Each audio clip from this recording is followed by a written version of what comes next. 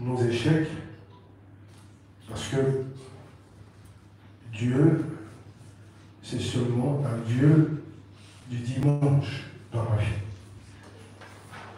Alléluia. On vit dans un monde où on nous a imposé le combat. La terre, c'est un champ de bataille où il n'y a que deux issues, bien-aimés dans le Seigneur. C'est où soit je baisse les bras parce qu'il y a beaucoup de pression, ou soit je continue. Alors ce n'est pas donné à tout le monde de continuer malgré le vent contraire. Ce n'est pas tout le monde. Ce n'est pas donné à tout le monde. Alors c'est important, bien aimé dans le Seigneur, de comprendre ce qu'on fait. La présence de Dieu. Ézéchiel a eu une vision importante. Il a vu dans le chapitre 47 un fleuve qui coulait du sanctuaire de Dieu et qui se déversait dans le futur temple de Dieu. Et quand ce fleuve, il voyait ce fleuve couler et remplir le temple. Le jour de la Pentecôte, quand Pierre a parlé, Pierre a cité la prophétie de Joël. Mais il n'avait jamais dit que ce jour-là, tout ce que Joël avait dit, c'était accompli. C'était le début de quelque chose. Raison pour laquelle Ézéchiel a vu le fleuve couler dans le futur temple de Dieu. On lui demande de passer, de mesurer. Il avait la possibilité de passer, de mesurer ses chevilles, ses genoux, ses hanches, et il ne pouvait plus marcher. C'est devenu un fleuve. Mais il avait encore la possibilité de nager. Mais à un moment, c'était plus possible pour lui de pénétrer là-dedans, parce que ce fleuve s'est transformé en torrent, où il y avait un courant puissant.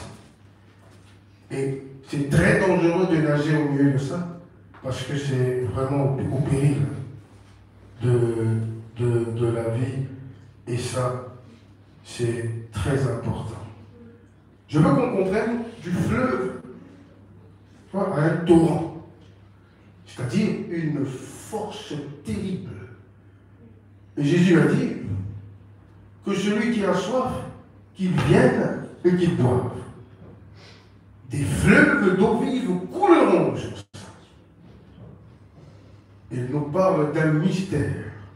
La vie de Dieu, la vie de l'Esprit, c'est important pour nous autres, enfants de Dieu. La semaine passée, je vous ai dit quelque chose de très important. C'est important de ne pas prendre à la légère ce que nous avons, ce que Dieu nous a donné. C'est tellement sacré ce qu'on a reçu qu'un homme ne peut pas comprendre ça totalement.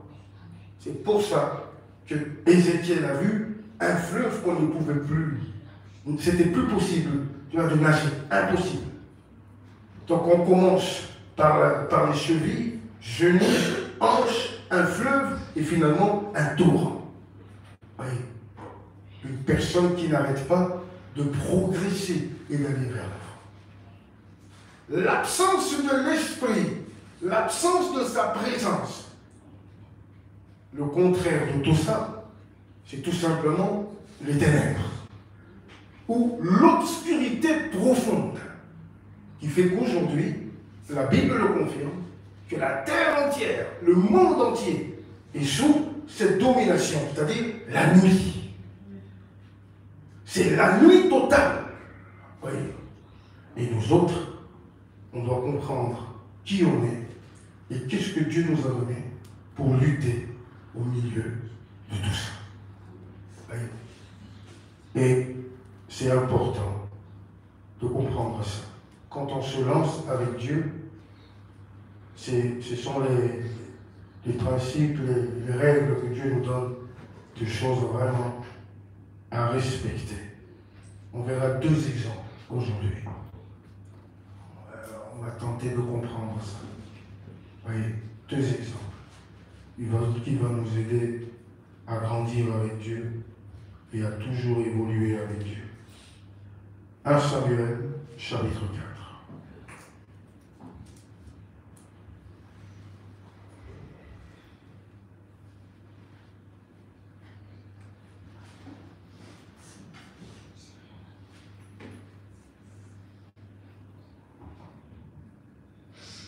1 Samuel, chapitre 4, à partir du 1er verset.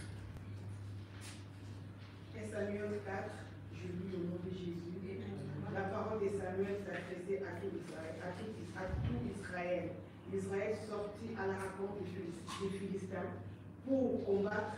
Ils campèrent près des Bénézers. Et les Philistins étaient campés à Pec. Les Philistins se rangèrent en bataille contre Israël. Et le combat s'engagea. Israël fut battu par les Philistins qui tuèrent sur le champ de bataille environ 4000 hommes. Le peuple rentra au camp et les anciens d'Israël dirent: pourquoi l'Éternel nous a-t-il laissé battre aujourd'hui par les Philistins? Alors cherchez à Silo l'arche de l'alliance de l'Éternel, qu'elle vienne au milieu de nous et qu'elle nous délivre de la main de nos ennemis. Les peuples envoya à Silo, d'où en portant l'arche de l'alliance de l'Éternel des armées qui siège contre le chérubin, les 2 fils d'Élie, Ophni et Phinéas étaient là, avec l'arche de l'alliance de Dieu. Lorsque l'arche de l'alliance de l'Éternel entra dans le camp, tout Israël poussa des grands cris de joie, et la terre en fut ébranlée. Le retentissement de ces cris fut entendu des Philistins, et ils dirent: que signifient ces grands cris qui retentissent dans le camp des Hébreux? Et ils apprirent que l'arche de l'Éternel était arrivée au camp. Les Philistins eurent peur parce qu'ils crurent que Dieu était venu dans le camp. Malheur à nous, dirent-ils, car il n'en a pas été ainsi jusqu'à présent. Attends, s'il te plaît, on va aller tout doucement pour comprendre la suite, parce qu'on va lire 2 chapitres, 2 textes directement et comparer les deux. Et il sort, Israël décide d'aller combattre les Philistins. Je veux que tu comprennes ça comme ça. Comme j'ai dit, la vie, on dit, est un combat. Vous voyez, il sort pour aller combattre les Philistins. Arrivé sur place, c'était le chaos. Le chaos. J'essaie de décrire un peu ce chaos-là. Et la Bible dit, à un moment, ils se disent, ok, on va vite chercher l'arche et revenir sur le champ de bataille. On ne sait jamais. Ils ont poussé des cris quand ils ont vu l'arche arriver. En face, l'ennemi entend ces cris et l'ennemi va paniquer. Il va dire, waouh, qu'est-ce que ça veut dire ces cris? Ils se sont dit, certainement, l'Éternel est au milieu d'eux. Alors que Dieu n'était pas au milieu d'eux. Alléluia. C'est important, bien aimé dans le Seigneur. Dieu n'était pas là. Ils ont juste pris l'arche. Ils sont arrivés avec sur le champ de bataille. La manière dont ils ont compris les choses. Les Philistins, ils vont en panique totale. L'Éternel est avec eux. C'est pas normal cette joie. C'est pas normal ces cris. Qu'est-ce qui se passe? Qu'est-ce qui a provoqué ce changement après cette défaite? Vous voyez?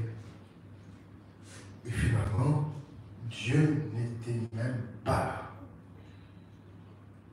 Il n'était pas là. C'est important. Il n'était pas là. Quand tu vas dans un endroit où Dieu n'est pas là, et tu n'as pas la capacité de comprendre, pas de sentir, parce que Dieu est esprit, n'oubliez pas. On ne peut pas sentir Dieu en chair. Non. La manifestation tangible de Dieu. Tu vas dans un endroit où Dieu règne et règne. Oui. On passe à côté. C'est beaucoup de choses. Ce sont les fruits, ce sont les signes de ma vie de tous les jours qui prouvent réellement si Dieu est là ou si Dieu n'est pas là. Amen. Ces Philistins me rappellent vraiment les chrétiens d'aujourd'hui qu'on pense que quand Dieu est là, c'est comme on vient de crier là tout de suite. Tu peux aller dans un endroit où il y a tellement de lumière, où ils ont la possibilité de manipuler spirituellement.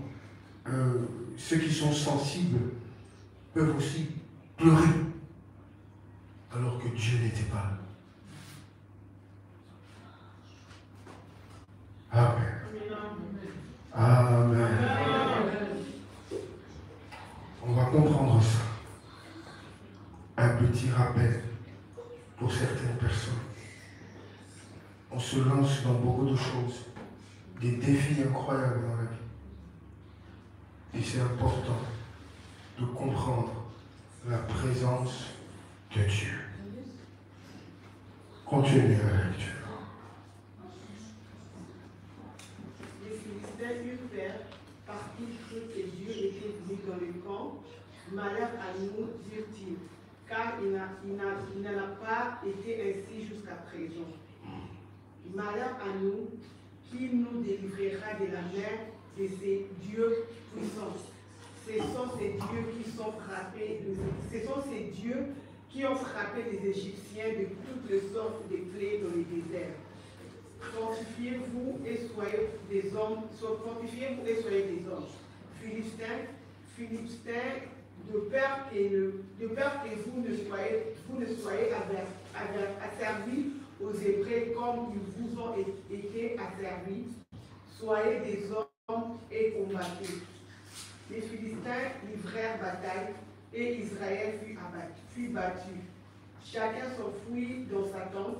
La défaite fut très grande et il tomba d'Israël 30 000 hommes de pied. Et ça, attends s'il te plaît, souligné malgré la présence de l'arche.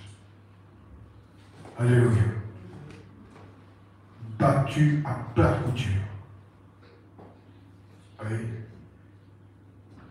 À plat couture.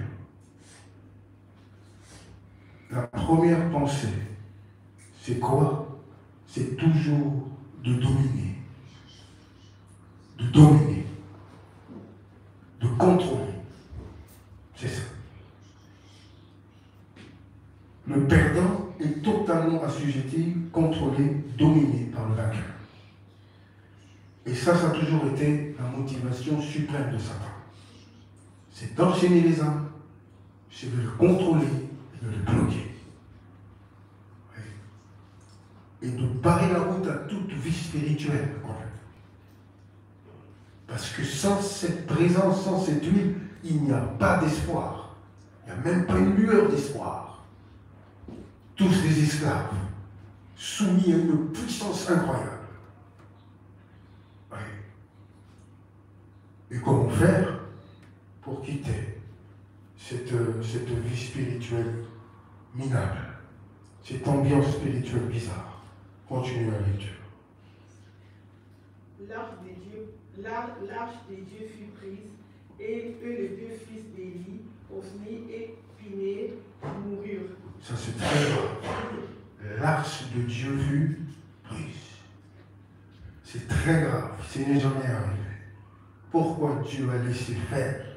Pourquoi Dieu s'est laissé faire l'arche entre les mains des païens?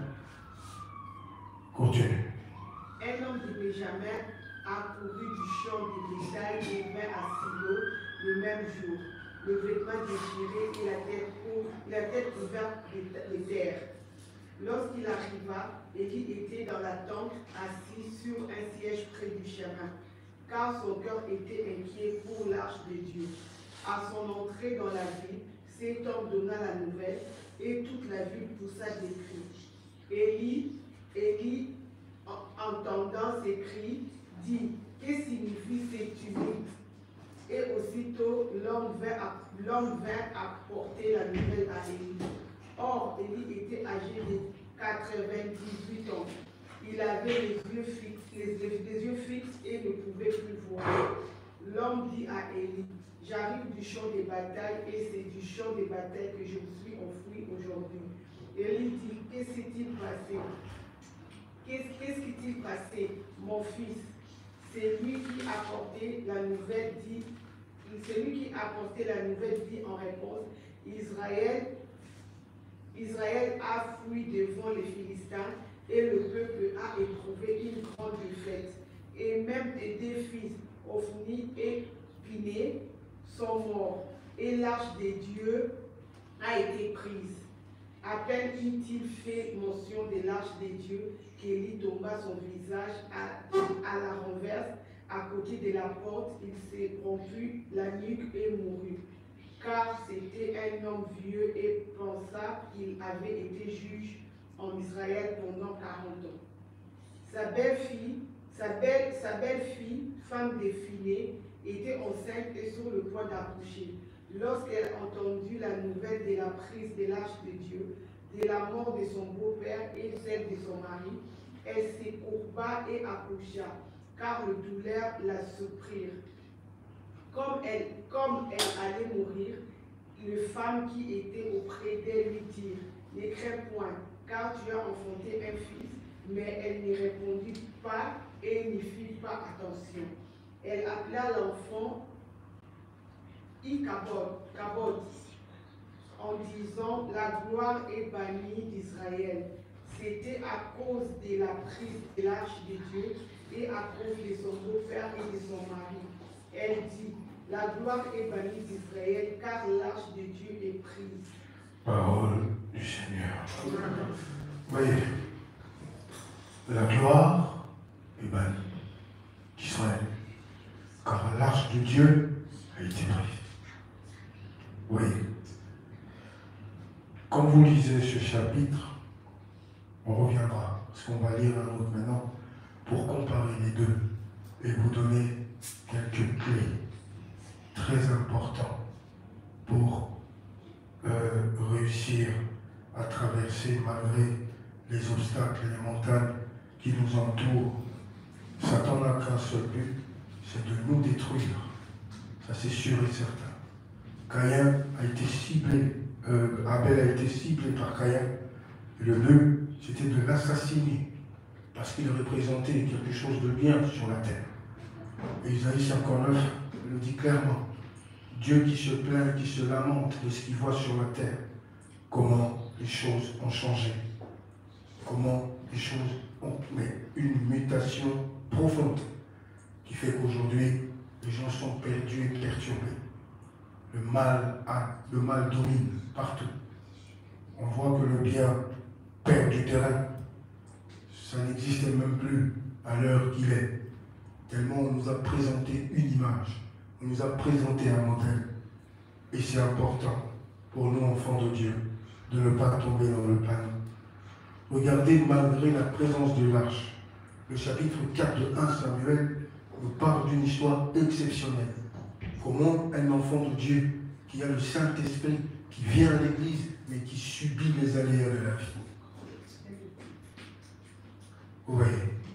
Mais qui subit un certain nombre de choses terribles dans la vie. Alors qu'il a un avantage pas du tout qu'on ne peut pas négliger. Il a la présence de Dieu, il a la parole de Dieu, le culte, il a tellement de choses spirituelles qui peuvent le propulser dans une autre dimension. Mais ce jour-là, c'était la confusion totale. Dieu n'a même pas dit un seul mot. Dieu les a laissés travailler et agir, faire comme ils voulaient. Alors, on va voir profondément et comprendre la raison de cet échec. Josué,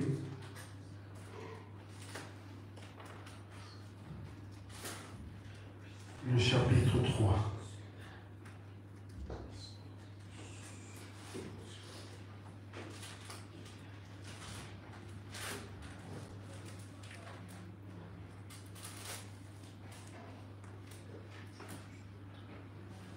Le chapitre 3, excusez-moi.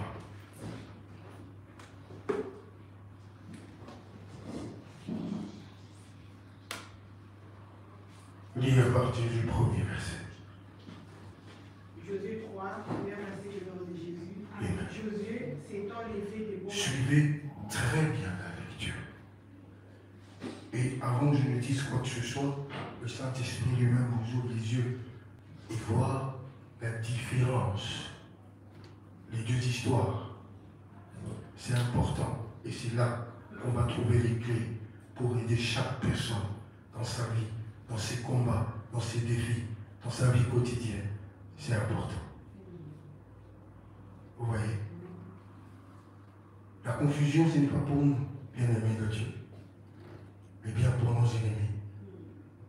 Comment tu expliques que les Philistins, avec tout ce qu'ils ont, parce qu'ils avaient leur Dieu aussi d'avant, comment ils ont eu la possibilité, le pouvoir de vaincre Israël, malgré la présence de l'arche? C'est impossible. C'est impossible. On y va. Chapitre 3, Josué, premier verset. Suis bien la lecture. Josué s'étant levé de bon matin, partit des Sittim avec tous les enfants d'Israël. Ils arrivèrent au Jourdain et là, ils passèrent la nuit avant de les traverser. Au bout de 3 jours, les officiers parcoururent le camp et ils donnèrent ces ordres au peuple. Lorsque vous verrez l'arche de l'alliance de l'Éternel, votre Dieu porté par le sacrificateur, les Lévites, vous partirez du lieu où vous êtes et vous vous mettrez en marche après elle. Bon, on y va petit à petit pour bien comprendre. Alléluia. Les erreurs et les qualités. Comment les deux générations se sont comportées. Mais alors, c'était le jour et la nuit. La manière dont ils comprenaient les choses, ils recevaient les choses. Voyez? Qu'est-ce qui se passe? Dans 1 Samuel 4, qu'est-ce qui s'est passé? Ils ont décidé de partir sans Dieu. N'est-ce pas? Ils se sont lancés dans cette bataille sans Dieu. Quand ils ont perdu, ils se sont rendus compte que qu'est-ce qu'on a fait? Ça ne se passe pas comme ça. Parce qu'on a laissé Dieu à Silo. Voyez? Je vous ai pas. A laissé Dieu. Jésus nous a dit que la chair est faible. La chair ne peut pas combattre l'esprit. C'est impossible. Il y a des lois et des règles dans le monde des esprits que toi, ici dans la chair, tu ne peux pas comprendre. Ils ont leur manière à eux de vivre. C'est pour ça que tout ce qui se passe là-bas, nous, c'est la conséquence de tout ce qui se dit là-bas. C'est ce qu'on voit ici sur la terre. Comment tu expliques qu'il faudrait qu'un Dieu puisse donner sa vie, son sang doit couler pour le pardon des péchés, pour la repentance, pour la délivrance, et après, pour aller au ciel? Quand tu essaies de comprendre ça intellectuellement, c'est une aberration. Là maintenant, c'est ici dans notre monde, parce que j'essaie de te faire comprendre que spirituellement, dans le monde des esprits, il y a des lois, il y a des règles. C'est un monde qui nous échappe complètement. Complètement. Les règles qui sont là-bas, ça n'a rien à voir avec nous ici, parce que nous, on est limités. Intellectuellement, quand tu réfléchis, c'est pour ça que même les Grecs de l'époque, c'était des intellectuels. Quand ils entendaient les apôtres prêcher, ils disaient, mais c'est la folie. Comment ça, il doit mourir pour que l'humanité soit sauvée? Pourquoi il faut que le sang coule? Spirituellement, ça veut dire quoi? Est-ce que les gens savent ce que ça veut dire? Le sang même, quand le sang coule, l'étymologie le sang, tout ce qui tourne autour de ça. Il faut que tu poses la question à ceux qui ont le troisième œil, pour qu'ils puissent t'expliquer. Ça veut dire quoi exactement tous ces symboles? Nous sommes tellement charnels et lourds, et c'est difficile pour nous d'entrer en contact avec ce monde-là, parce que quelque part, nous sommes toujours bloqués par ce côté-là intellectuel, réflexion.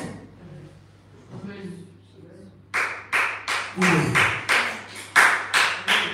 Ils ont des règles qui n'ont rien à voir avec nous. L'apôtre Paul a dit qui connaît les choses de l'esprit, sinon l'esprit. Un homme naturel, il dit dans 1 Corinthiens 2, un homme naturel ne peut pas accepter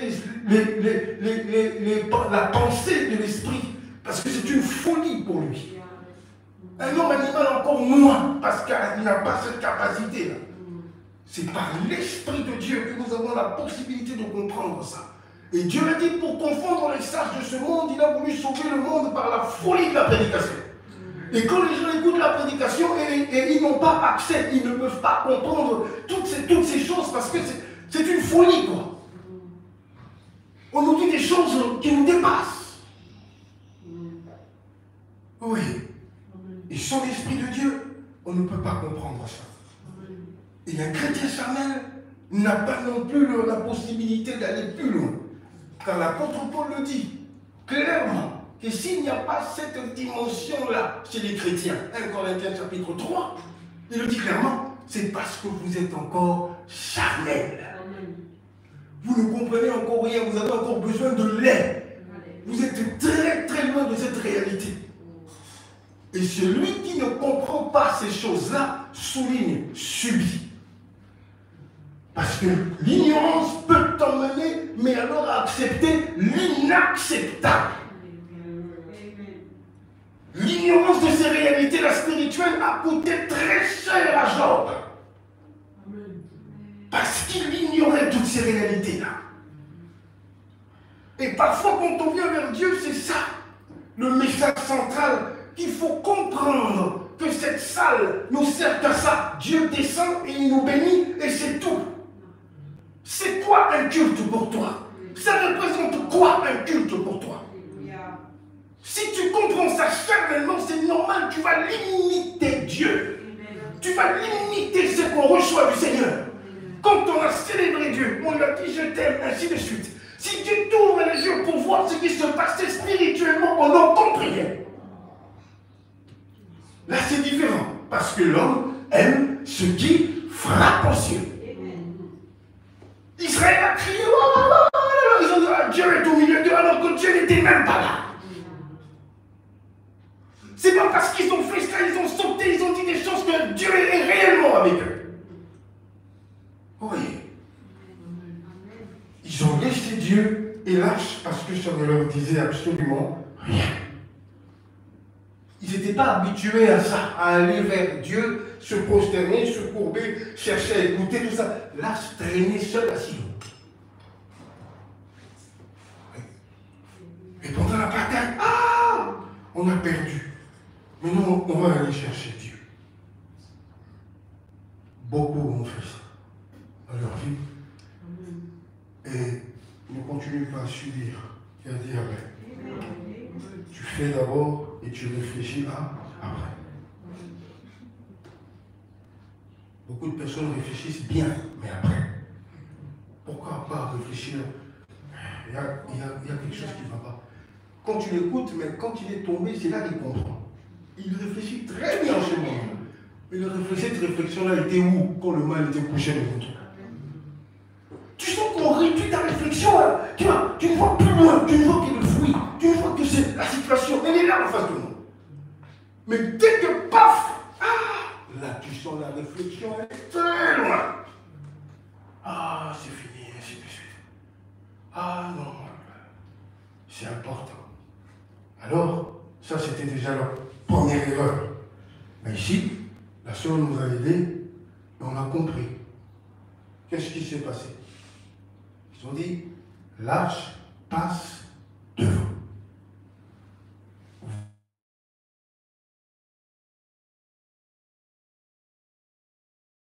spirituel.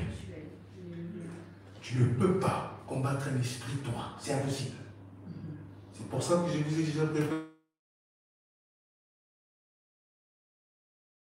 les choses de Dieu. C'est trop pour lui. Non. Dieu lui parle. Il a la voix de Dieu. Agis comme il faut.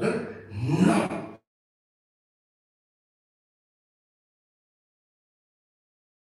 C'est ça que Satan avait mis dans son cœur. Exactement comme Judas. Trahis-le, trahis-le, il mérite ça, trahis-le, prends l'argent, tu deviendras riche, Allez. Il prend, il trahit et après l'argent devient vanité. Continuez la lecture. C'est bon qu'on avance bien? Mais il y aura entre vous et elle une distance d'environ de 2000 coups. Ah. Au lieu d'aller prendre l'arche violemment et faire n'importe quoi, là, il dit, ne vous approchez pas trop, respectez une distance entre moi. Continuez. N'approchez pas. Elle vous montrera les chemins que vous devez suivre. Oui. Car vous n'avez point encore passé ces chemins. Josué dit au vous, car demain l'Éternel, sanctifiez-vous, car demain l'Éternel sera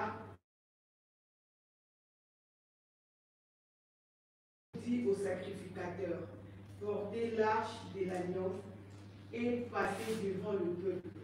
Ils portèrent l'arche de l'alliance et ils marchèrent devant le peuple. L'Éternel dit à Josué, aujourd'hui, je commencerai à t'élever aux yeux de tout Israël, afin qu'ils sachent que je serai avec toi comme j'ai été avec Moïse. Et tu commences à comprendre les signes de la présence de Dieu dans la vie d'une personne. Alléluia. C'est important, parce que moi je risque de tomber dans le piège. Quand je te vois peut-être prier, je me dis, waouh, celui-là il a Dieu, alors que tu n'as pas Dieu. Tout ce que tu fais là, c'est rien. Tu veux nous manipuler. Et croyez-moi, avec des gens comme ça, la sorcellerie n'est pas là. La sorcellerie n'est pas là, parce qu'il n'y a pas meilleur endroit pour un sorcier de masquer ses œuvres dans les chicas.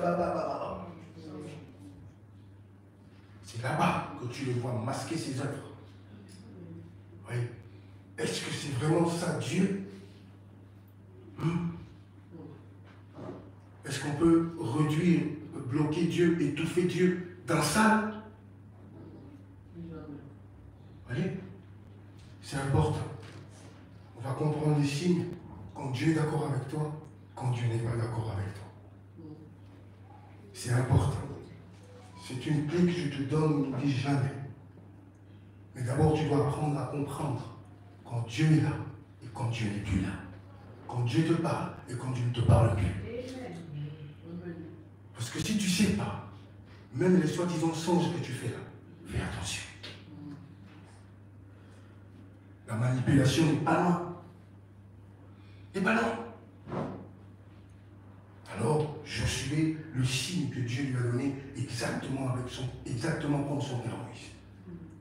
Les signes, regarde, les signes ne trompent pas que Dieu est là. Aujourd'hui, ils verront, ils comprendront que je suis avec toi. Voyez, continuez la lecture. Tu donneras cet ordre aux sacrificateurs qui portèrent l'arche de l'alliance. Lorsque vous arriverez au bord des eaux de Jourdain, vous vous arrêterez dans le Jourdain. Josué dit aux enfants d'Israël, approchez et écoutez les paroles de l'Éternel, votre Dieu. Josué dit, à ceci vous reconnaîtrez que le Dieu vivant est au milieu de vous, et qu'il chassera devant vous les Cananéens, les Héthiens, les Éviens, les Phéréziens, les Girgasiens, les Amoréens et les Jébusiens. Voici l'arche de l'alliance du Seigneur de toute la terre va passer devant vous dans le Jourdain. Maintenant, prenez les 12 hommes parmi les tribus d'Israël, un homme de chaque tribu. Et dès que les sacrificateurs qui portèrent l'arche de l'Éternel, le Seigneur de toute la terre, poseront la plante des pieds dans les eaux du Jourdain, les eaux du Jourdain seront coupées, et les eaux qui descendent d'en haut, et elles s'arrêteront en monceaux. Les peuples sortis de ces tentes pour passer le Jourdain, et les sacrificateurs qui portaient l'arche de l'alliance marchèrent devant le peuple. Quand les sacrificateurs qui portaient l'arche furent arrivés au Jourdain, et que leurs pieds se furent mouillés au bord de l'eau, le Jourdain régorge par-dessus toutes ses rives tout le temps de la moisson. Les eaux qui descendent d'en haut s'arrêtèrent et s'élevèrent en un morceau. À une très grande distance près de la ville d'Adam, qui est à côté de Tarsan. Et celles qui descendaient vers la mer de la plaine, la mer salée, furent complètement coupées. Les peuples passa vis-à-vis de Jéricho. Les sacrificateurs qui portaient l'arche de l'alliance de l'Éternel s'arrêtèrent des pieds fermes sur le sec, au milieu du Jourdain, pendant que tout Israël passait à sec, jusqu'à ce que toute la nation eût achevé de passer le Jourdain. Gloire à Dieu, parole du Seigneur. Amen. Vous voyez la différence, bien aimé, de comment on comprend les affaires du royaume. Vous voyez, pour ceux qui périssent, il est écrit: le Dieu de ce siècle a aveuglé l'intelligence, pour ne pas voir briller la splendeur de l'évangile de Christ. David a dit: ouvre mes yeux pour que je contemple les merveilles de ta loi. Jésus pria pour ses disciples après sa résurrection. Il est écrit: quelque chose est tombé de leurs yeux. À ce moment-là, ils avaient la possibilité de comprendre les Écritures. Parce que quand tout se passe en parabole, c'est très compliqué de voir le bonheur, la joie, tout ce qui se passe derrière tout ça. On ne vit pas ça peut-être de la même manière. Tu as ta vie chrétienne, j'ai la mienne. Mais le bonheur, la force, le pouvoir que moi je tire là-dedans, peut-être pas toi. Parce que moi, je suis incapable de vivre sans tout ça. Je suis incapable de vivre sans Dieu. C'est-à-dire, Dieu ne se limite pas seulement à dimanche pour moi. Mais c'est une réalité quotidienne de tous les jours, où tu as besoin d'aller vers lui, tu as besoin d'entrer en contact, tu as besoin d'être fort, parce que quand tu es avec lui, tu es fort, c'est important. Et tu vois que beaucoup ont minimisé cela. Et dans le combat de la vie, chaque jour, comme j'ai dit, pour donner à chacun la clé pour ses luttes, pour ta lutte, pour tout ce qui se passe tout autour de toi, tu dois comprendre les signes, tu dois comprendre quelque chose. La première chose que les enfants d'Israël à l'époque de Samuel, première erreur, qu'est-ce qui s'est passé? C'est quoi? C'est leur désobéissance. C'est important. La désobéissance, c'est quelque chose de très grave. L'obéissance vaut mieux que le sacrifice. Oui. Et désobéir à Dieu, ce n'est pas seulement comme certains le pensent, on est tellement religieux qu'on ne sait pas, on ne sait plus comprendre un certain nombre de choses. Oui. Quand Dieu nous interdit quelque chose, quand Dieu nous interpelle sur quelque chose, le fait d'être incrédule comme Saül. Regardez la fin de Saül. Il s'est entêté et il a payé. Malgré que l'Esprit de Dieu était avec lui. Et ça interpelle énormément de voir combien on est en train d'échouer dans ce monde, nous aujourd'hui, enfants de Dieu. Parce que c'est la convoitise qui contrôle totalement ce monde. Chacun devient quelque part égoïste, comme je l'ai dit tout à l'heure, quand je parlais de l'idolâtrie. Je pense d'abord à moi, à mon confort. Et ça, c'est quelque chose que Dieu n'apprécie pas. On va comprendre. L'arche, on va définir ça. Ça veut dire quoi? Pour comprendre un peu ce qui se passe spirituellement. Ton corps est le temple du Saint-Esprit. Vous avez vu? Alors que les autres ont compris la valeur de l'obéissance. De l'autre côté, deuxième erreur, c'était le désordre. Regardez dans 1 Samuel 4, toute cette histoire-là, le désordre total. Et Dieu n'est pas un Dieu de désordre. Voyez, le désordre, alors que de l'autre côté, on a remarqué l'ordre et l'obéissance. Dieu parlait, ils écoutaient et ils obéissaient directement à tout ce que Josué révélait au peuple. Parce que c'était important pour eux de comprendre le côté sacré de l'arche. Et combien un homme ne peut pas marcher seul. C'est très compliqué. Beaucoup pensaient terminer leurs études. Aujourd'hui, ils ont compris que la sorcellerie familiale, c'est une réalité. Beaucoup pensaient devenir grands. Au bout d'un moment, ils ont vu que la réalité était terrible. Car spirituellement, quand vous ne comprenez pas les enjeux, vous négligez le nom de Dieu, vous négligez le nom du Christ, vous négligez tout et vous faites confiance à votre intelligence. Ne fais pas confiance à ton intelligence, Père. Ne t'appuie pas sur ton intelligence, il est écrit sur ta sagesse. C'est important. On a toujours besoin de la vie du Seigneur et obéir à ce que Dieu nous dit. Écoute ce que l'arche veut dire. C'est quoi? Trône visible de Dieu, du Dieu invisible. Trône visible du Dieu invisible. Aujourd'hui, l'arche n'existe plus. C'est la nouvelle alliance. C'est la grâce. Et cette arche, c'est dans nos cœurs. C'est désormais dans nos cœurs. Ton corps est le temple du Saint-Esprit. Comment tu comprends et tu réalises la présence du Seigneur dans ta vie? Tu as besoin de quel signe pour comprendre que Dieu est là?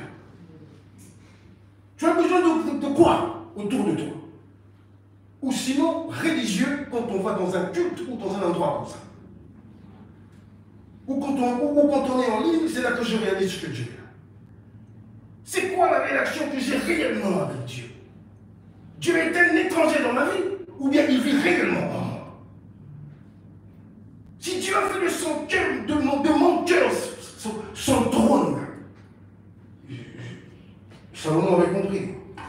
Il dit, tu ne peux pas habiter dans un temple comme ça, car les cieux, des cieux, des cieux ne peuvent te contenir. Parce qu'il avait compris la grandeur de Dieu. Tu as la révélation du Dieu qui vit en toi. Tu as la révélation de la présence de Dieu dans ta vie. C'était bien ça. Le trône visible du Dieu invisible. Il représentait cette autorité-là pour Israël. Et Dieu les a emmenés à respecter cela. Mais ce n'est pas ce qu'ils ont fait. Ils sont allés combattre. Ils ont échoué. Au lieu de s'asseoir, de réfléchir comment faire. Qu'est-ce que Dieu avait dit? Non. Ils sont tout de suite allés chercher l'arche. Désordre total, avec des personnes avec des mains sales. Prendre le coffret et l'emmener à lui dans le champ de bataille. Tu sais, c'était facile de passer à côté. Parce que l'arche, c'était juste un coffret en bois. Le bois d'acacia. Et au-dessus, il y avait de l'or. C'était justement pour démontrer cette double personnalité que le Seigneur Jésus avait. Côté bois, c'est-à-dire côté humain. Et l'or représentait sa divinité. Et tous ceux qui se limitaient seulement du côté bois. Et voyez le Seigneur juste pour quelqu'un qui fait des miracles, et je suis un peu curieux de le voir, ainsi de suite, c'est un homme, c'est un prophète. Eh bien, il se limitait à cela avec eux. Ceux qui croyaient que c'était un prophète, ok, je suis un prophète. Ceux qui croyaient que je suis un homme, ok, je suis un homme. Ceux qui pensaient que c'est tout simplement un maître, oui, je suis ton maître. Qui avait la révélation de voir le côté or dans sa vie. C'est comme ça que vous méprisez. Il est écrit, il n'avait ni éclat, ni beauté pour attirer le regard. Oui. C'est plus facile de prendre à la légère quelque chose comme ça. Parce qu'il n'y a pas suffisamment de lumière tout autour pour réaliser réellement Dieu est avec lui. Les enfants d'Israël s'attendaient à je ne sais pas quoi, même aujourd'hui ils attendent encore le Messie. Alors que le Messie est déjà passé. Ils vont dans le mur de lamentation, c'est lamenté, pensant que le Messie va délivrer Israël de tout ce qu'ils voient. Le Messie est déjà passé. C'est comme ça que ça se passe dans la vie d'un enfant de Dieu qui prend à la légère la force et la puissance que Dieu nous a donnée. C'est important. Elle symbolise la présence active et mystérieuse de Dieu. Donc Dieu ne se limite pas seulement à dimanche, tu vois, mais tous les jours. C'est la présence de Dieu au milieu de son peuple. Oui.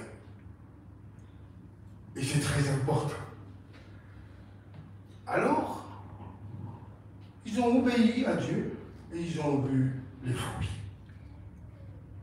Les sacrificateurs sanctifiés pour faire ça, ils ont pris l'arche, ils ont mis les pieds dans le Jourdain, le fleuve, et comme la mer rouge, le Jourdain s'est coupé en deux. Vous voyez, alors qu'avec les autres, l'arche a carrément été abandonnée et prise par les ennemis. Et ils ont déclaré Ichabod, la gloire est mal. Il n'y a plus de gloire en Israël. Combien d'enfants de Dieu vivent comme ça dans leur vie? Combien d'enfants de Dieu ne savent même plus réaliser, faire la différence quand Dieu est là et quand Dieu n'est plus là? Tellement ils ont habité sans Dieu des années et des années. Amen. Parmi les choses qui peuvent te prendre cette présence, c'est important, ta vie avec Dieu. C'est comme ça que tu comprends beaucoup de choses. Quand tu ne sais pas aller vers Dieu, il faut que tu te poses des questions. Quand tu as des difficultés à te concentrer dans la prière, il faut que tu te poses des questions. Parce que c'est la présence de Dieu qui vient pour fluidifier tout ça. Et quand l'arche est déjà très loin, c'est très compliqué pour moi d'aller profondément vers Dieu. Parce que Dieu est loin dans ma vie. Et très souvent, pour nous faire comprendre qu'on a pris le mauvais chemin, retiens bien cette clé. Parmi les choses, parce que si on te parle et que tu n'écoutes pas, parmi les choses que Dieu, que tu puisses à l'oreille dans ta vie, c'est quand tu te réveilles, chaque jour tu sens une différence. Et que la présence de Dieu, tu vois, ça faiblit autour de toi petit à petit. C'est-à-dire que tu as pris un chemin que Dieu ne veut pas. Mais très souvent, comme on a des sentiments et des sensations, on force. Plus tu forces, plus la présence de Dieu disparaît dans ta vie. Ne l'oublie jamais que parmi les choses qui peuvent bloquer l'onction dans ta vie, c'est la désobéissance. Quand Dieu dit non et que tu dis oui, sois-en sûr que quelques temps après, tu ne réussiras plus à prier. Lourdeur totale. Parce qu'il est là-bas, tu es là-bas.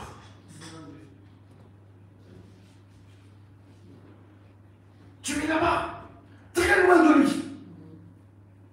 Et quand tu essaies de prier, tu es lourd. Oh, la lourdeur. Et on va chasser, il y a des sorciers ici. Qui t'a dit que c'est des sorciers? Alléluia. C'est important. Quand on a l'habitude de faire n'importe quoi chez soi à la maison, tu penses que Dieu vivra là? Non. Tu peux soupçonner ton voisin arabe comme tu veux, que c'est sûrement lui qui m'envoûte. Mais quand tu essaies d'observer ta vie, ta propre vie, avec ce que Dieu te dit, te demande de faire, avec les lois qu'on a reçues, est-ce que ma vie reflète réellement ce que Dieu m'a dit?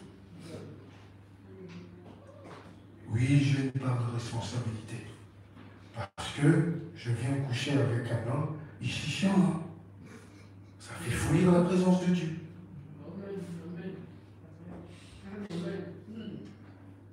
malgré moi-même. Il n'est pas là.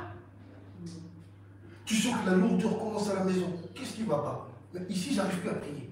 Dans ma chambre, on n'en parle même pas. La maison devient lourde. Tu montes chez toi, c'est lourd. L'atmosphère lourde. C'est terrible. Vous suivez ce qui se passe à la télé en ce moment avec Bididi? Qui pouvait croire qu'un homme créé à l'image de Dieu peut faire des choses comme ça? Regardez comment la fortune peut cacher la sorcellerie. Quand on vous demande de fuir cette musique-là, vous ne voulez pas. Mais lorsque vous êtes maintenant, Dieu vous dévoile la vie de ces gens-là. Non mais laisse tomber. J'étais choqué de voir, on savait qu'ils sont des malades. Mais à ce point-là, non. À ce point-là, quelqu'un qui couche avec les hommes, avec les femmes, avec les enfants de 13 ans, de 15 ans, qu'est-ce que c'est que ça? Tout ça pour l'argent et le succès. Et qui est victime de ça? C'est toi et c'est moi. Parce que nous, on regarde, on ne sait pas qu'est-ce qu'il y a derrière.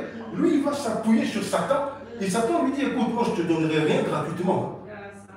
Il faut que tu détruises le plus de personnes possible. Ok, on va commencer par les enfants de 13 ans, il faut les attaquer et les détruire. Imagine ton enfant se retrouve avec un criminel sexuel comme ça. Vous avez vu le pape ici? Enfin, Bolini dit, c'est pas possible. Suivez au moins ces choses-là, c'est très important. On lui pose des questions sur la pédophilie des prêtres ici. Vous avez entendu sa réponse? Qu'est-ce qui peut attirer un papa de 45 ans à un enfant de 12 ans? Quoi? Quelle saleté! Quelle saleté! Et ce sont des choses comme ça qui Dieu n'est plus dans ce monde. Ce sont ces genres de choses, ils le font exprès pour que Dieu parte loin. On n'a plus besoin de toi. Laisse-nous vivre dans la saleté. On aime ça, on aime vivre dans la saleté. Et les gens deviennent de plus en plus sales. Et ce que tu vois à la télévision, ce qu'on nous révèle, c'est terrible. Alors quand vous essayez de remonter la filière, on a vu, il paraît que même les hommes politiques sont mouillés dans cette histoire de ce musicien-là.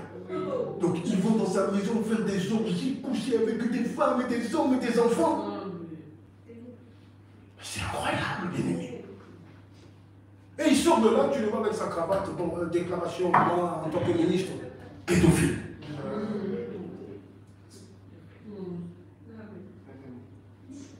Pour son pouvoir, il a besoin de sacrifices.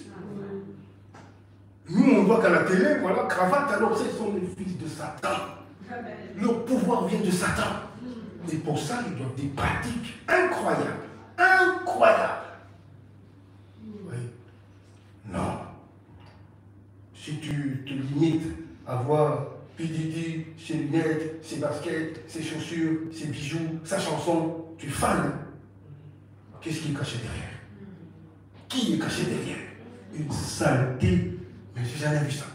Souillé. Mais moi je me dis, mais comment tu peux vivre comme ça? Moi je ne réussirai pas cet argent-là. Comment tu peux vivre? Tu t'achètes tout ce que tu veux et tu sais au fin fond de toi ce que tu fais. Non, je préfère la bénédiction de Dieu. Vraiment. Ma conscience elle est tranquille. Je n'ai pas détruit les autres pour être ce que je suis. Non. Je préfère quand Dieu me bénit là. Il y a des gens qui ne se fait suivre d'aucun chacun. Tu es béni, tu es dans la paix. Tu es combattu tous les jours par des jaloux, mais ça ne t'atteint pas du tout. Parce que ce que tu as eu là, tu as travaillé, tu as combattu comme avec ceux-là pour atteindre ça. C'est pour ça que s'il n'y a pas encore la mort, ne te décourage pas. Ne te limite surtout pas. Ne tombe pas dans des solutions bizarres et à facilité. C'est là que tu vois que Dieu s'éloigne de toi petit à petit. Et toi, tu ne le sais pas. Parce que les bras là qui te touchent là, c'est tellement doux. Oh, comment? Voyez, c'est très important, bien aimé dans le Seigneur. On nous enseigne ça aujourd'hui. Alors, l'ordre, c'est important de mettre de l'ordre. C'est important de vivre honnêtement. C'est important. Amen. Amen. Pas du tout des coups bas, de ceci, de cela. Non. Amen, pasteur. Aujourd'hui, on a tous le même langage. Je prie ensemble. Mais après, qu'est-ce que tu fais qui confirme le mot que tu pries? C'est quand tu viens ici,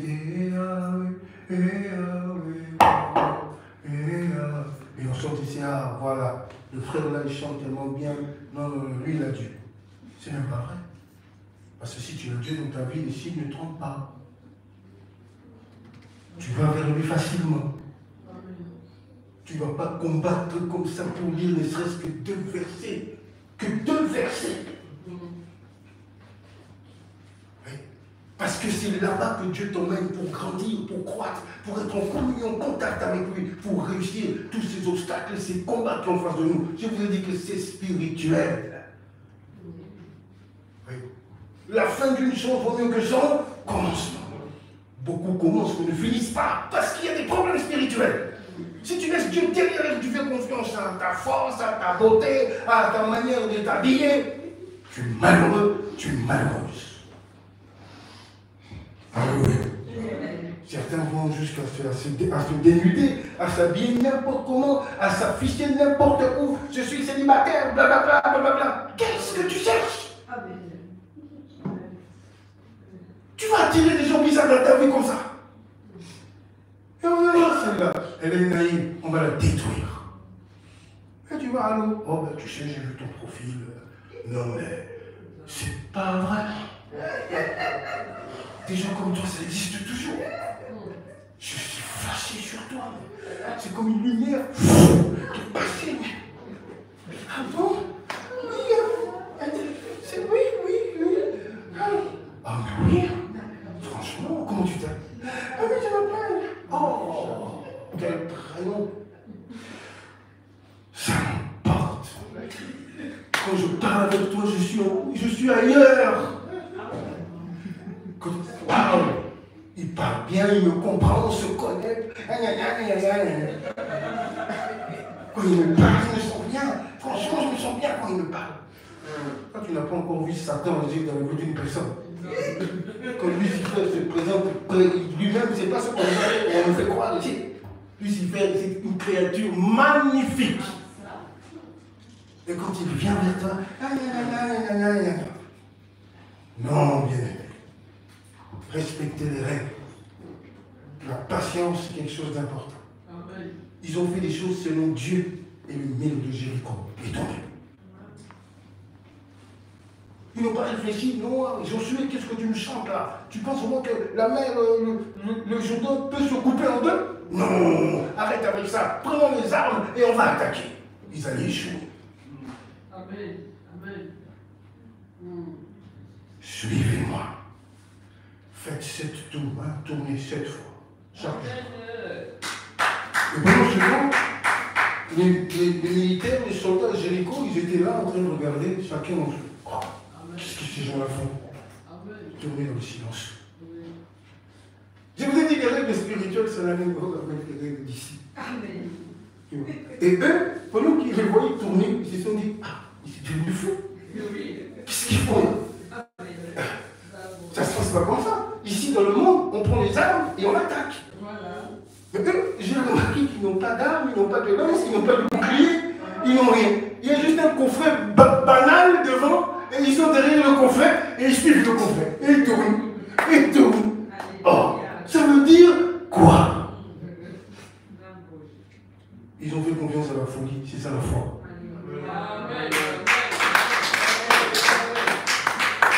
Premier jour, deuxième jour, sixième jour. Et ils étaient dans l'ignorance, ils ne savaient pas ce qui allait arriver. Le 7e jour sonnait la trompette. Après 7 tours, ils sonnent la trompette, le mur. Oh, c'est incroyable. Et tous ces ennemis étaient complètement paniqués.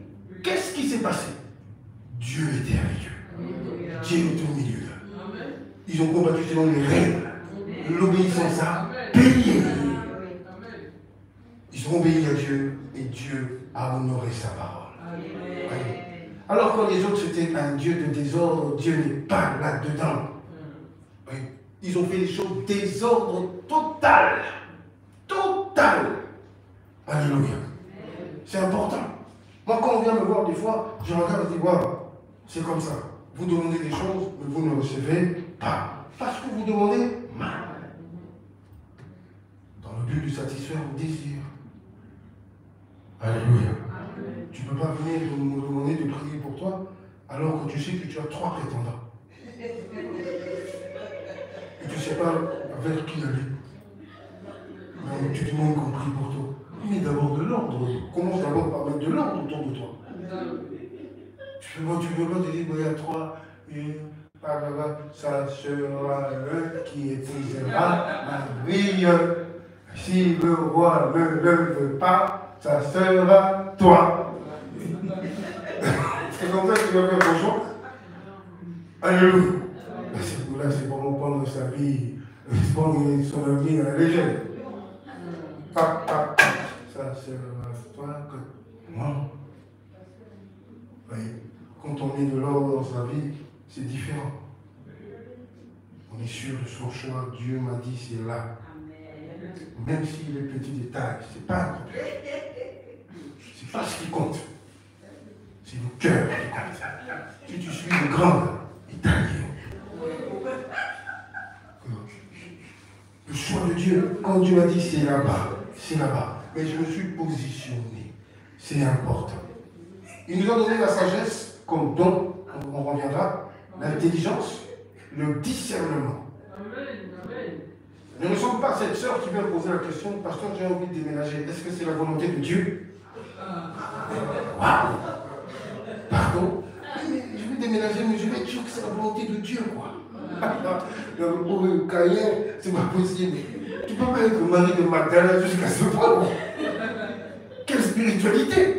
Mais non, oui, mais parce que moi, je fais tous. Dieu doit être d'accord. Peut-être qu'il veut que je reste dans cet appartement, on ne sait jamais.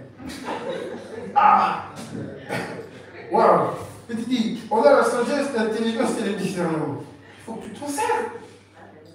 Tu ne vas pas quand même tout demander à Dieu. Et des fois, il ne répond pas parce qu'il sait que tu as la réponse. Amen. Mais tu fouilles cela parce que tu veux que ça se passe comme toi tu veux. Tu vois? Fais des calculs. Bon, si je quitte cet appartement, là-bas je vais payer 1000 €, ici je paye 500 €. Bon, comment je vais faire avec mon budget? Ça aussi, Dieu doit intervenir.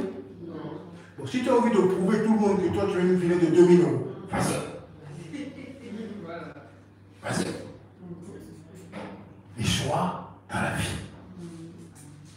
C'est important. Oui. Il y a des choses où Dieu intervient, il y a des choses où il t'a donné l'intelligence et la sagesse de gérer. Tu observes, oh, ici, là, non. Je dois faire attention. C'est très très important. Alors c'est comme ça, ce sont des clés comme ça que Dieu nous a données par son Esprit Saint en nous pour nous aider à ne pas tomber dans un piège, dans tout ça. C'est important. Organise ta vie, ne jamais partir sans Dieu, ne jamais d'abord signer et réfléchir après. Non, c'est important. Laisse Dieu devant à tout ce que tu fais. Tu auras besoin de lui, tu auras besoin de son appui. S'il y a trop de combats dans cette famille-là, crois-moi, même trouver un appartement, c'est un problème. Parce qu'ils ne te laisseront pas tranquille. Même trouver ce que les autres trouvent facilement pour toi, ça c'est un problème. Parce qu'ils vont tout faire pour tout bloquer, tout empêcher. Et tu auras toujours besoin de l'arche de Dieu devant toi. C'est un symbole, c'est un signe pour dire Dieu doit toujours être devant dans tout ce que tu fais, demande son avis. Là où tu vas, ne fais jamais les choses toi-même. Tu as besoin de prier, d'avoir cette énergie, cette force, ce pouvoir tous les jours pour vaincre Satan qui se dresse devant toi tous les jours. Ne pense pas qu'il y a des jours où il dit, bon, aujourd'hui je te laisse. Lundi, journée spéciale sans attaque. Journée internationale spirituelle, pas d'attaque. C'est une journée qui n'existera jamais. Journée internationale sans sorcier. T'as vu ça? Journée internationale sans démons. Aujourd'hui, tous les démons l'habillent. Ils ne sortent pas. Ça n'arrivera jamais. Alléluia. Pas ça le cadre, mon frère. C'est pas possible. Il n'y a pas des jours où ils vont se faire la grève. Donc le lot de là, Satan, qui va se... Je ne sais pas. Ils ne feront jamais la grève au syndicat Satan Tomoï.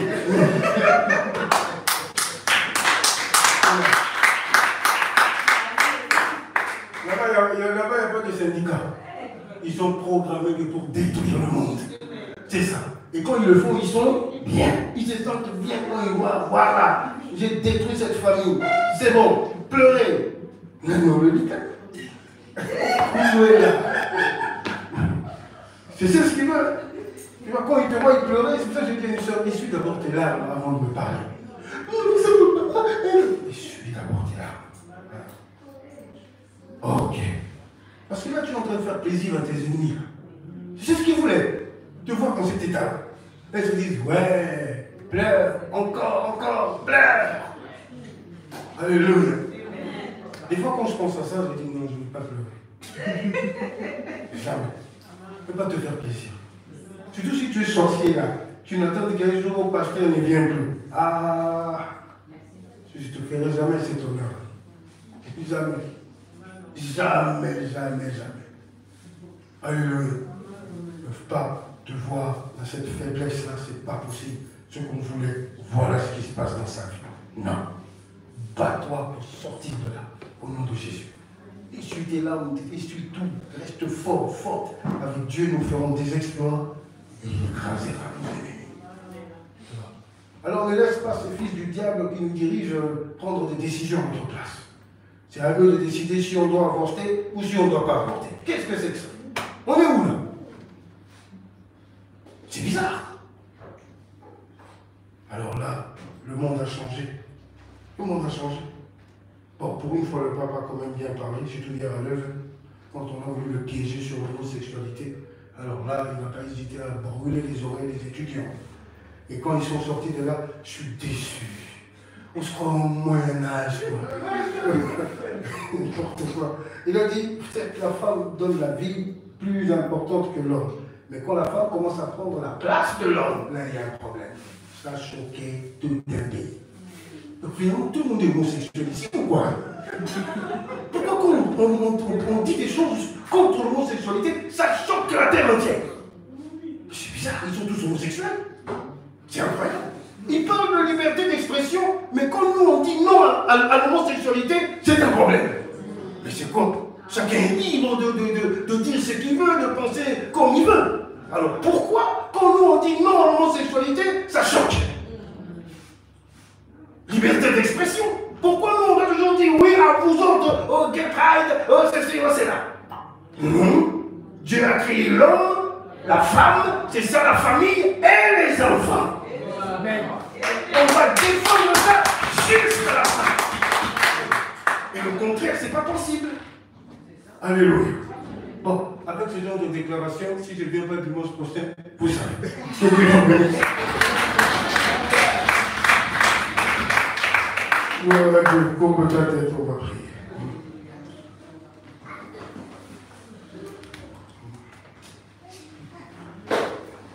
Gloire à Dieu.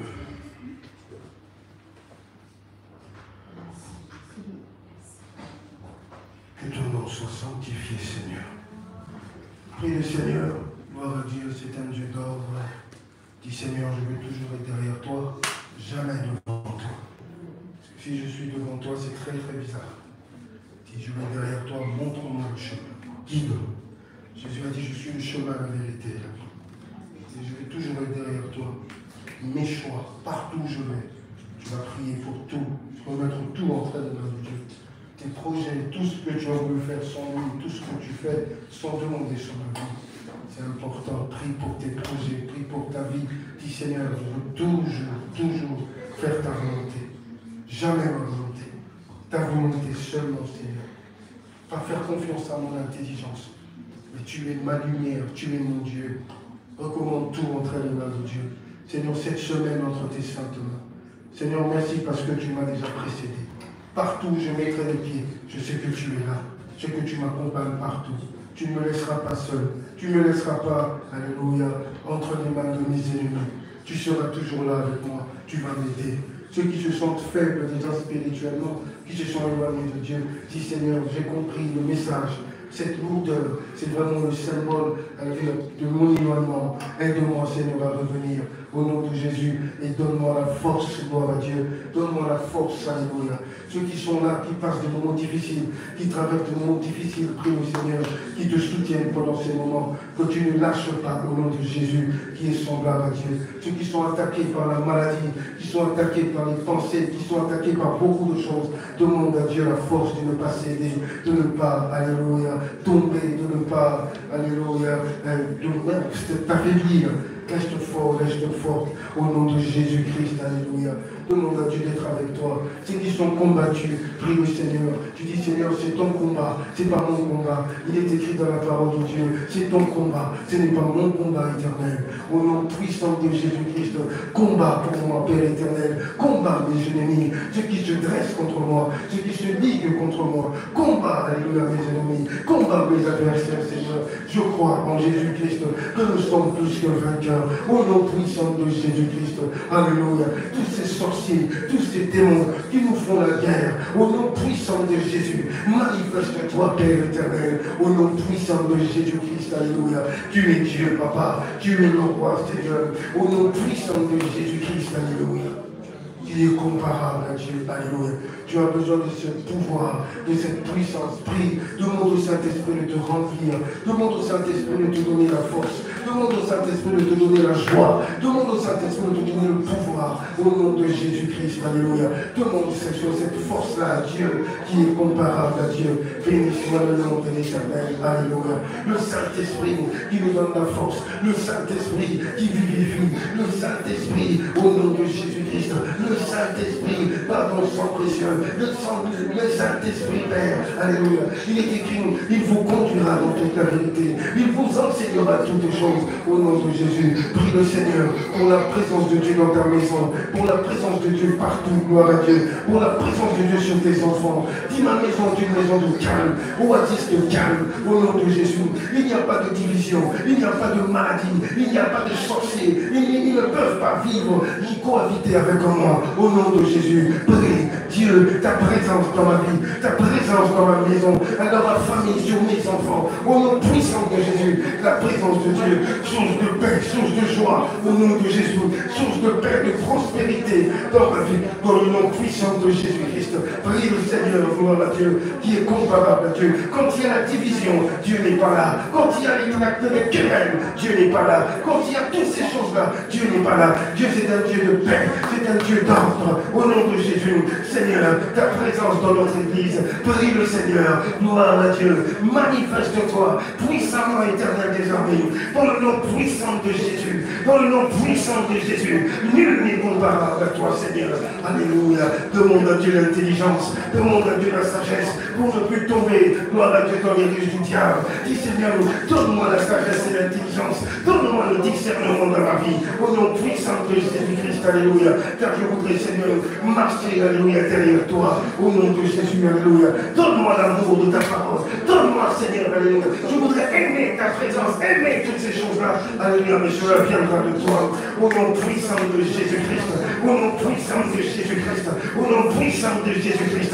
Nul n'est semblable à toi, éternel notre Dieu. Merci, Seigneur, alléluia, qui est comparable à Dieu. Tu vas maintenant déclarer nul et sans effet tous les projets de l'ennemi, au nom de Jésus. Tout ce que l'ennemi a mis en marche pour nous bloquer, pour nous décourager, pour nous assiéger, au nom de Jésus. Prie le Seigneur, déclare nul et sans effet les projets de l'ennemi te concernant, au nom de Jésus. S'ils attendent ta chute, dis au nom de Jésus. S'ils attendent ton échec, dis au nom de Jésus. S'ils attendent, alléluia, ton malheur, dis au nom de Jésus. Au nom de Jésus. Tout ce qu'ils réclament dans ma vie est nul et sans effet, au nom de Jésus. Tout ce qu'ils veulent détruire dans ma vie, au nom de Jésus. Prie le Seigneur, alléluia. Prie pour ta santé, prie pour tes études, prie pour tes projets, prie pour ton couple, prie pour tes projets, au nom de Jésus. Seigneur, alléluia. Tout ce que Satan a ciblé dans ma vie est nul et sans effet, au nom de Jésus.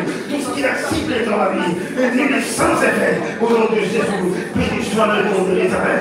Manifeste-toi, Seigneur. Alléluia. Mais donc, comme un prophète, tu vas bénir ta semaine. Bénis ta semaine. Bénis ta semaine. Partout tu mettras les pieds. Partout tu iras. Bénis ta semaine. Au nom de Jésus. Bénis ta semaine. Bénis ta semaine. Au nom de Jésus. Proclame la victoire sur cette semaine. Au nom de Jésus. Toutes les montagnes, les collines qui arrivent devant toi, vaincues au nom de Jésus. Les pièges, vaincus au nom de Jésus. Béni soit le nom de l'Éternel, qui est comparable à toi, roi des siècles immortels. Béni soit le nom de l'Éternel. Manifeste-toi, Seigneur, au nom de Jésus. Une semaine bénie, une semaine bénie, une semaine bénie, une semaine bénie. Chasse la mort, chasse les accidents, chasse toutes ces choses, les imprévus diaboliques, au nom puissant de Jésus. Une semaine de gloire, une semaine de paix, une semaine de victoire, une semaine de percée, au nom de Jésus, au nom de Jésus, spirituellement, alléluia, que Dieu te bénisse, sois béni au nom de Jésus, sois béni au nom de Jésus, que Dieu te bénisse au nom de Jésus, alléluia, béni soit le nom de l'Éternel. Merci Seigneur, merci mon roi, merci mon Dieu. Que Dieu soit avec toi au nom puissant de Jésus-Christ. Gloire à Dieu. Que Dieu te bénisse. Alléluia. Sois béni, la bénédiction de l'Éternel. Recevez au nom de Jésus. Recevez, Seigneur. Parce que tu as créé, Seigneur, ce culte.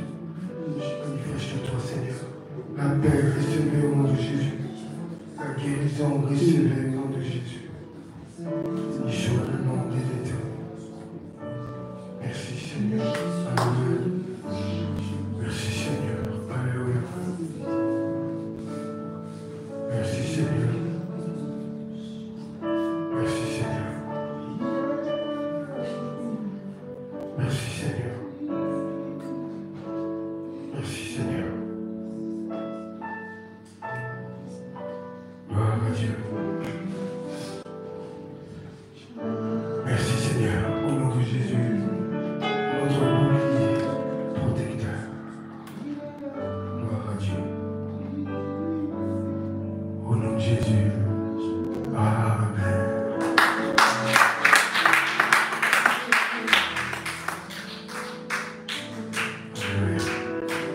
Alors, qui est venu?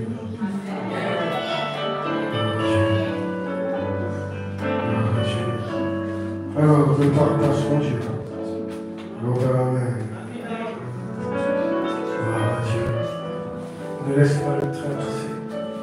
Ne laisse pas. Alors, prépare ton offrande. Alléluia.